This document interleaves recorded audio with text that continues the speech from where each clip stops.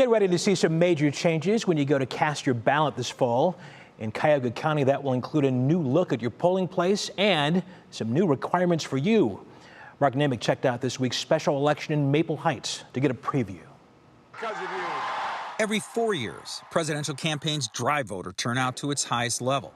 But crowds on Election Day could drive the spread of the coronavirus, forcing the people who run the polls to do more than count ballots. You may see the gentlemen with yellow vests on. We're going to have those in every poll location this fall. It's a new position.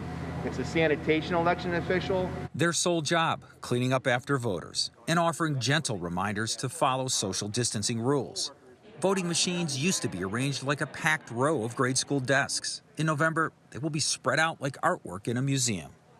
Poll workers will be outfitted with both masks and face shields and no longer share check-in tables. And cleaning materials will become as ubiquitous as paper ballots. Voters will be expected to wear masks and encouraged to use a tissue or a rubber tip on their finger to sign electronic poll books.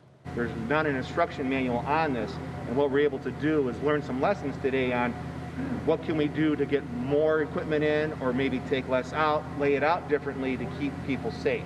The new setup, tested during a small special election in Maple Heights, is ideal. One of the things that we definitely learned is that here at the Maple Heights High School in their gym, the bigger the building, the more that we can space things out. But most voting locations in the county don't offer the same luxury of space. Officials hope to find bigger venues soon. The alternative, keeping voters waiting outside. The pandemic has created another problem for in-person voting, finding enough poll workers. The county, which needs about 4,000 on Election Day, estimates it's about 30% short now, but remains hopeful new recruitment efforts by the county government and the legal community will help. Elections officials here and across the state are encouraging voters to use the vote-by-mail option, which will reduce potential crowds on Election Day. We'll talk about how that process works in part 2 of our election series.